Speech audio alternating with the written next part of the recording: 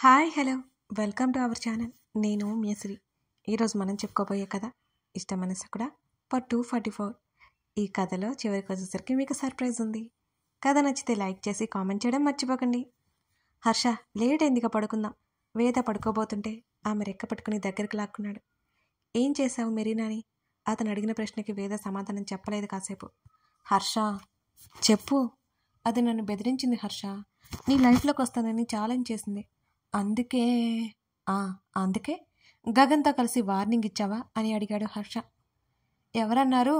Gagan involve అవ్వలేదు, నన్నే తిట్టాడు, నేనే హ్యాండిల్ చేసుకోమన్నట్టుగా అడిగానని. ఆ కోపంతో మెరీనాని చితక్కొట్టొచ్చాను, పోలీస్ కేసు పెడతానని బెదిరించాను అన్నది. హర్ష అలాగే చూస్తున్నాడు. అది జరిగి చాలా రోజులైపోయింది. ఇప్పుడు ఎందుకు అడుగుతున్నాడో అర్థం కాలేదు వేదకి. గగన్ చెప్పాడా ఇదంతా అని అడిగింది. వాడెందుకు చెప్తాడు, మెరీనా చెప్పింది. ఇంకా నీకు కాంటాక్ట్లో ఉందా? కళ్ళు ఉరిమి చూసింది వేద. లేదు, మొన్న డార్జిలింగ్ వెళ్ళాం కదా, అక్కడ కనిపించింది.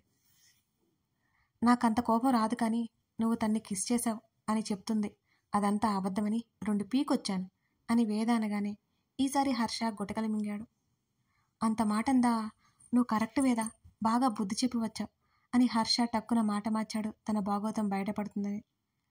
మెరీనా చేసిన బుద్ధి తక్కువ పనికి వేద భయపడుతూనే ఉండాలని తల కొట్టుకున్నాడు అతను. కిస్ చేసి ఉంటే ఈ పాటికి నిన్ను చంపేసేదాన్ని, బ్రతికిపోయాపో అని నవ్వింది. హర్ష నవ్వలేక నవ్వాడు. అయినా బాగా మ్యాన్ హ్యాండింగ్ చేస్తున్నావు కదా అన్నాడు. ఈ హర్ష వేదకి మధ్యలో మెరీనా వచ్చినా, ఏ మిచెల్ వచ్చినా చంపి పాతేస్తా అన్నది వేద. సరే సరే కూల్గా ఉండు. ఆమె ప్రేమకి లోపల మురిసిపోతూ బయటకు చాలా మామూలుగా ఉన్నాడు హర్ష. ఆమెను చుట్టేసి చెంప మీద ముద్దు పెట్టుకున్నాడు. అతనితో బోల్డని కబుర్లు చెప్తూ నిద్రలోకి జారిపోయింది వేద. ఎందుకో ఆమె మాటలు గుర్తు చేసుకుంటుంటే అతనికి నవ్వు ఆగలేదు. మురిసిపోయాడు కూడా. ఆమెతో ప్రతి పరిచయం కనుల ముందు కదులుతుంటే ఆమెను మరింత అపురూపంగా చూసుకుంటూ గాఢంగా హత్తుకున్నాడు హర్ష.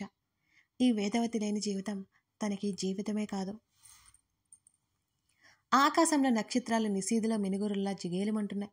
బాల్కనీలోనే గగన్ ఒడిలో చేరిపోయి చుక్కలు లెక్క పెడుతున్నట్టు ఆకాశం వంక చూస్తూ బోల్డని మాటలు చెబుతోంది ధరణి. అప్పుడప్పుడు వాళ్ళని అల్లరి పెడుతున్న పిల్లగాలి దాటికి ఆమె జుత్తు ఎగురుతుంటే నెమ్మదిగా సరిచేశాడు గగన్. ఆమె కురుల సువాసనలో నెమ్మదిగా ఆస్వాదిస్తున్నట్టు ఆమె భుజం దగ్గర గడ్డమానించి తల పక్కకి వాల్చినట్టు కళ్ళు మూసుకున్నాడు. అప్పుడు ఫస్ట్ టైం మమ్మీతో కాకుండా అమృత వాళ్ళతో వెళ్ళడం. ఆ జనాలలో అమృత వాళ్ళని మిస్ అయిపోయాను తెలుసా, పిచ్చి భయమేస్తుంది తెలుసా, ధరణి మాట్లాడుకుంటూ పోతుంది. అప్పుడు నా దగ్గర ఫోన్ కూడా లేదు. నేను హోటల్ రూమ్కి వెళ్ళేసరికి గంట పట్టింది. మా లెక్చరర్ చేత కూడా తిట్లు తిన్నాను. ధరణి మాట్లాడుతూనే ఉంది. వింటున్నావా? గగన్ ఎంతకీ మాట్లాడకపోవడంతో పైకి పెట్టుకున్న తన కాళ్ళని చుట్టేసిన అతని చేతుల మీద తట్టింది ధరణి. అన్నాడు. చెప్పేటప్పుడు కనీసం ఊకొట్టాలి. ధరణి అలకగా చూసింది. ఆమె మెడ మీద జుత్తు పక్కకు దోసి ఆమె మెడ వంపులో ముద్దు పెట్టుకున్నాడు. ఆమెకి గిలిగింతలు అనిపిస్తుంటే తల పక్కకు వాల్చేసింది. ఇప్పుడు నువ్వు చేసిన పనికి పొగడాలా? గగన్ అడిగాడు. మరి తప్పిపోయి కూడా తిరిగి వచ్చానుగా. ధరణి గొప్పగా కళ్ళెగరేసింది. పెరిగింది అదే ఊళ్ళో. ఊరి చివర రిసార్ట్కి పోయారు. అక్కడి నుంచి తప్పిపోయావు, మళ్ళీ అక్కడికే వెళ్ళావు. ఎస్, నువ్వు చాలా తెలివైన దానివి. అతని మాటల్లో వెటకారానికి ధరణి పళ్ళు బిగించింది. అప్పుడు నేను చాలా చిన్నదాన్ని, నాకు 19 years ఉన్నాయి అన్నది ధరణి. సరే సరే, యు ఆర్ ఏ గ్రేట్, ఓకేనా? అది నేను అడక్కముందు చెప్పాలి నువ్వు. ఆ 19 years దగ్గర ఆగిపోయావని నాకు అర్థమైపోయిందిలే. నిద్ర రావట్లేదా నీకు అని గగన్ అడిగాడు. అందరూ తను తెలివైన దాన్ని అంటారు, ఇతనే ఒప్పుకోడు కదా అని తెగ మూతి తిప్పి, రావట్లేదు, ఇంకాసేపు ఇక్కడే ఉందా. నాకు ఊరికే ఉండాలని లేదు, మరి నేను మాట్లాడుతూ ఉంటాను, నువ్వు వింటూ ఉండు.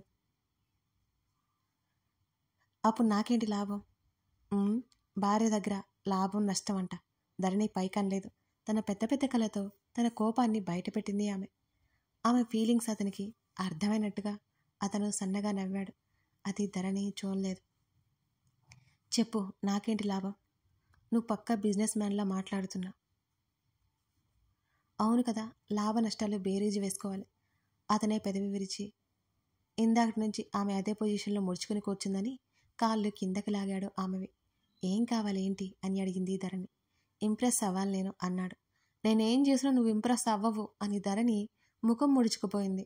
ట్రై చేయాలి మొద్దు అంటూ అరచేత ఆమె నుదురు మీద పొడిచాడు గగన్. నువ్వు కొట్టినా కొట్టి నా బుర్ర పనిచేయట్లేదు ఈ మధ్య. మళ్ళీ నువ్వే తిడతావు. నీ వల్లే మరింత ముద్దుగా మాట్లాడుతున్న ఆమెను అప్రయత్నంగా దగ్గరికి తీసుకున్నాడు. కాలి కింద వేలాడదీసి ఊపుతూ అతని భుజం దగ్గర తలా నుంచి తాపీగా కబుర్లు చెబుతోంది. అతని గడ్డానికి ఆమె నుదురు తగులుతోంది. అతను తల కిందకి దించి ఆమె నుదురు మీద ముద్దు పెట్టుకున్నాడు. ఆమె పెదవులు అతని గడ్డం మీద నిలిచాయి. నెమ్మదిగా ఆమె పెదవులు అతని ఛాతీ మీద ముద్దాడాయి. అతను చాలా మామూలుగా ఆమె స్పర్శని ఫీల్ అవుతున్న క్షణంలో గాఢంగా అతని హృదయం మీద ఆమె పెట్టిన ముద్దుకి ఒక్కసారిగా అతని శరీరం విచిత్ర భావనకి లోనైంది. అతని చెయ్యి ఆ సోఫా రెక్కని బిగించి పట్టుకుంది. మరుక్షణం ఆమె తల పట్టుకుని వెనక్కిలాగి ఆమె పెదవుల మీద అతను ముద్దు పెట్టుకున్నాడు. ఆమె చేతులు మరింత ఇష్టంగా అతని చుట్టూ అల్లుకున్నాయి. మరో 2 నిమిషాలకి ఇద్దరి పెదవులు వేరుపడ్డాయి. ఆ పాక్షికమైన వెన్నెల వెలుగులో ముఖముఖాలు చూసుకున్నారు ఆ ఇరువురు. ధరణి స్వచ్ఛంగా నవ్వింది. అతని పెదవులు మనోహరంగా విచ్చుకున్నాయి. అతని నుదురు ఆమె నుదురుకి ఆనుకుంది. అతని కౌగిలిలో ఆమె మరింతగా ఒదిగిపోయింది. ఆ సుమనోహరమైన సమయంలో వారి జీవితాలు ఆనందంగా సాగిపోతున్నాయి. నిన్నే వలచితినోయి చూపు కలిసిన చుక్కల్లో, నిన్నే వలచితినోయి మాట మరిగిన మౌనాల్లో, నిన్నే వలచితినోయి తాకి వెళ్ళిన గాలుల్లో, నిన్నే వలచితినోయి కలలు కదిలిన వెలుగుల్లో, నిన్నే వలచితినోయి జీవితాంతం నీతో నీ జ్ఞాపకాల్లో, నిన్నే వలచితినోయి నీతో రాసుకున్న ప్రేమ గీతంలో, నిన్నే వలచితినోయి ఈ అంతులేని అనంతంలో. ధరణి మాటలు. అప్పుడప్పుడు అనిపిస్తూ ఉంటుంది ఈ జీవితం చాలా చిన్నది, కానీ దాన్ని మార్చడం మన చేతుల్లోనే ఉంటుందని కూడా నాకు అనిపిస్తూ ఉంటుంది.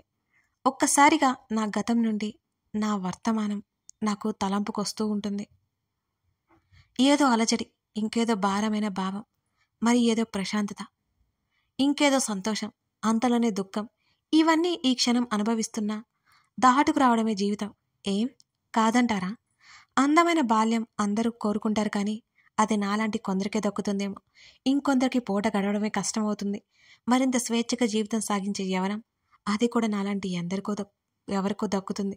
కొందరు బాధ్యతల నడుమ అప్పుడే మునిగిపోతుంటారు. కానీ నేనే వీటిని సంతోషంగా సరదాగా దాటి వచ్చాను. అలాగని అన్ని సంతోషాలు రాలేదు. అనుకొని ఎదురు దెబ్బలు తగులుతూ ఉంటాయి జీవితంలో. నా జీవితంలో అంతకంటే ఎక్కువ జరిగాయి. అందులో నేను చేసింది ఏమీ లేదు. అప్పుడప్పుడు నేను చేయకుండానే ఎందుకంత వేదన చెందుతానో అని ఆలోచిస్తూ ఉంటాను. నేనేం చేయకుండా దుష్ట శిక్షణ జరగాలి అంటే ముందు నష్టం తప్పదు కదా. ఈ దుష్ట శిక్షణ అంటే మనిషి నిర్మూలనే కాదు, విపరీతమైన మనిషి ఆలోచనల, ఆ మనిషి చెడు బుద్ధి కూడా. ఇదే జరిగింది నా జీవితంలో. ఇంకో అద్భుతమైన ఘట్టం నా ప్రేమ. అవును, ఇది ఎప్పటికీ మర్చిపోలేని మధురానుభూతులను నాకు ఇచ్చింది. మన జీవితంలో సరైన వ్యక్తి వస్తే ఇక జీవితం ఆనందమయమే కదా. సరైన అంటే అర్థం అందమైన కాదు, తెలివైన కాదు, అలాగే సమర్థవంతమైన అని కాదు. నిన్నుగా ఇష్టపడే వ్యక్తి, నీలో ఉన్న అన్ని లక్షణాలను ప్రేమించే వ్యక్తి, మొత్తంగా నువ్వే తను అనుకునే వ్యక్తి. తను ఎప్పుడు తన తప్పు ఉన్న ఏ వ్యక్తి తనని తాను శిక్షించుకోడు. పైపెచ్చు తనకు తానే వత్తాసు పలుకుతుంటాడు. తన మనస్సాక్షితో కూడా వాదిస్తూ సరిగ్గానే ఉన్నాడంటాడు. తన కోసం తను ఎలా అయితే నిలబడగలుగుతాడో, నీకోసం అలా నిలబడే వ్యక్తి సరైన వ్యక్తి. అప్పుడు ఇంకేమీ అక్కర్లేదు, తనుంటే చాలు. నీకోసం తను ఏదైనా చేస్తాడు. అది తను నీకోసం చేస్తున్నట్టు అనుకోడు, తన కోసం తను చేసుకుంటున్నట్టుగా తను ఫీల్ అవుతుంటాడు. అంతటి ప్రేమ నా జీవితంలో నాకు లభించింది. నా ప్రతి పొరపాటును సరిదిద్దింది. అతి పెద్ద లోయలో పడిపోతుంటే ఆ ప్రేమే నాకు చెయ్యందించింది. నేను వలచిన వ్యక్తి, నన్ను వలిచిన వ్యక్తి అతను. తనలో ఉన్న కొన్ని అలవాట్లు నాకు కొన్నిసార్లు ఇబ్బందిగానే ఉంటాయి, కానీ ఆ ఇబ్బంది కూడా బాగుంటుంది ప్రేమలో. ప్రేమ ఒక వరం. అది అందరికీ లభించేది కానీ కొందరికి మాత్రమే సొంతమయ్యేది. నా బావ ప్రేమ నే కోరిన వరం. అది నాకు మాత్రమే దక్కిన అనుభూతి. ఎలా ఉంది మా ప్రేమ కథ? ఈ కథ సమాప్తమైపోయింది ఇంతటితో. ఈ కథ గురించి మాట్లాడాలనుకుంటే ఏంటో చెప్పలేనన్ని అవుతాయేమో అనిపిస్తుంది. నా ఆరోగ్యం కారణం వల్ల కాస్త లేట్ అయింది. అయినా ఈ కథతో నేను 2 సంవత్సరాలుగా ప్రయాణం చేశాను. ఈ స్టోరీ రాస్తుంటే ఒకలాంటి ఫీల్ కలుగుతుంటే మీకు చెప్తున్నా సరే అది చెప్పడానికి రానట్టుగా ఉంటుంది. ఆ కథలోకి వెళ్ళిపోయి ఏదేదో చేయాలనిపిస్తుంది నాకు. కొన్ని మూమెంట్స్ రాశాక నాకు నేనే మళ్ళీ చదువుకుంటుంటే ఓ మధురమైన అనుభూతి కలుగుతుంటుంది నాకు. ఇష్టమైన సకుడా, ఇది ధరణి కథ లేక గగన్ కథ? ఏ కథ అంటారు? ఇది ఖచ్చితంగా ధరణి కథే. తను వలిచిన అతని కథ కూడా. నేను ఈ స్టోరీ స్టార్ట్ చేసినప్పుడు ఒకటి చెప్పా, ఈసారి ధరణి గగన్ కోసం ఆరాటపడే కథ అని. ఆమె అతన్ని ఎంతగా ఇష్టపడుతుందో, ఎంత పిచ్చిగా ఇష్టపడుతుందో అనే కథ. హర్షవేద దగ్గరికి వస్తే ఆమె అతన్ని వలచిన కథ కూడా ఇదే. ముఖ్యంగా ఈ కథ నాకు ఎందరో పాఠకులని దగ్గర చేర్చింది. వారిలో బాబు కథను బయటికి తీసింది. మీ సమీక్షలు చూస్తుంటే నాకైతే మనసు నిండిపోతుంది అనే ఫీలింగ్ ఎలా ఉంటుందో దాన్ని నేను చాలాసార్లు అనుభూతి చెందాను. ఒక్కొక్కసారి ఆ సమీక్షలు కనిపించుకుంటే ఏదో వెలితిగా చకోర పక్షిలా మీ మనసులో ఫీలింగ్స్ కోసం నేను ఎదురు చూస్తూ ఉంటాను. వాటిని చూస్తున్న కొద్దీ ఇంతకంటే ఏం కావాలి అనే ఫీలింగ్ ఎన్నోసార్లు నాకు కలిగింది కూడా. అలాగే మీ సపోర్ట్ కూడా నేను ఎప్పటికీ మర్చిపోలేను. ఏ ఒక్కరిని మర్చిపోలేను నేను. ఈ కథని చదివి సైలెంట్ రీడర్గా అయినా సరే రేటింగ్ ఇచ్చి కామెంట్ చేసి ఈ కథకి డబ్బులు వెచ్చించి మరీ చదవడం, వినడం, ఇవన్నీ మీరు ఈ కథ మీద ఉన్న మీకు ఇష్టాన్ని నాకు తెలుపుతున్నాయి. ఇంకా ఈ కథ పొడిగించమని మీరు అడిగారు. ఇక్కడితోనే ముగిస్తే బాగుంటుందని నా అభిప్రాయం. అలాగే ఆనందంగా ఈ కథ ముగిసింది. మీకు ఈ కథ నచ్చితే ఒక సమీక్ష ఇచ్చి వెళ్ళండి. మరిచిపోకండి. అది చిన్నదైనా పెద్దదైనా మీ భావం చెప్పడం వల్ల నేను చాలా సంతోషపడతాను. దాంతోపాటు ఓ లైక్ చేయండి. ఈ కథ మొదలుపెట్టినప్పటి నుంచి ఇప్పటికీ 2 సంవత్సరాల కష్టం కూడా ఆ సమీక్షలు చూసుకుని నేను మరిచిపోగలనండి. ఇప్పటి వరకు నన్ను ప్రోత్సహిస్తూ ఈ కథకి సపోర్ట్ చేసిన ప్రతి ఒక్కరికి నేను మనస్ఫూర్తిగా ధన్యవాదాలు తెలుపుకుంటున్నానండి. నిజంగా చాలా చాలా థ్యాంక్స్. అలాగే మిగిలిన కథల మీద కూడా మీ ఆదరణ ఉండాలని నేను ఆశిస్తున్నాను. ఇంకొక విషయం అండి, మీకు ఈ కథ బాగా నచ్చితే తప్పకుండా షేర్ చేయడం మర్చిపోకండి. త్వరలోనే నిరీక్షణ అనే కథతో రాబోతున్నాను. ఈ కథ ప్లేస్లో నిరీక్షణ అనే కథ వస్తుంది మిసెస్ అగస్త్యతో పాటు. ఆ కథని మీరు మిస్ చేయకుండా చూడండి, సరేనా? అది కూడా అందమైన డిఫరెంట్ లవ్ స్టోరీ ఉంటుంది. నిరీక్షణ అనే కథ త్వరలోనే మీ ముందుకు వస్తుంది. ఇష్టమైన సకుడా అయిపోయిన వెంటనే అదే వస్తుంది. మర్చిపోకండి. Thank you for watching this video.